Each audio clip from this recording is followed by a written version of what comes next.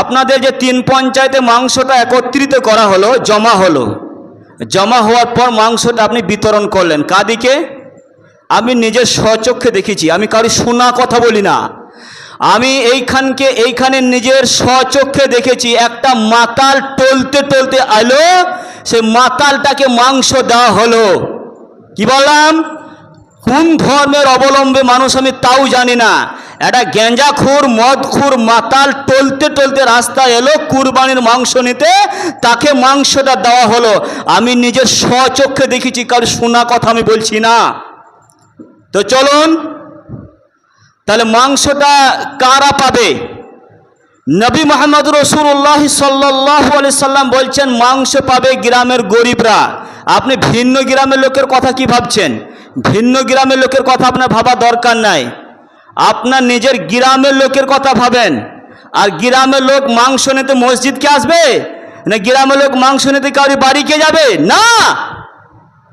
গ্রামে কারা গরিব, কারা অসহায়, আপনি নিজে একটা খাসি দিলেন, মাংস কোথাও জমা করতে হবে না।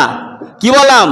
আগামী বছর থেকে যদি আপনারা বেঁচে থাকেন, মাংস কোনো পঞ্চায়েতে জমা করবেন না, নিজের মাংস নিজেই বিতরণ করবেন। কিভাবে?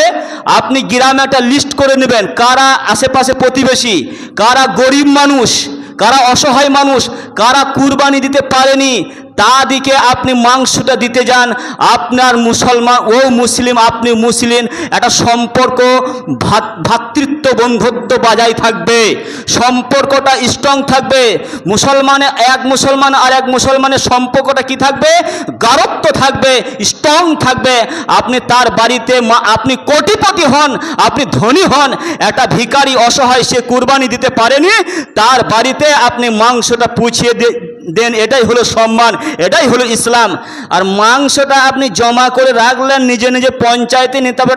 কোন গ্রাম থেকে আদিবাসী মাতাল ডোম চুয়ার মেথর চামার গুন্ডা কে গেঞ্জা খায় না মদ খায়, ওই কুরবানির মাংস দিয়ে মদের চাট বানাচ্ছে, ওই সমস্ত লোককে আপনি কুরবানির মাংস দেবেন?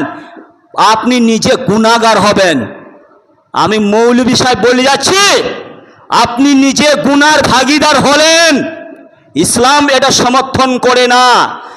বিধর্মীরা মাংস পেতে পারে কুরবানির, একটাই শর্ত।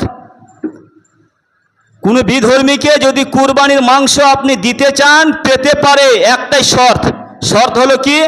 আপনার সাথে সুসম্পর্ক, বিধর্মীর গাঢ়ত্ব সম্পর্ক।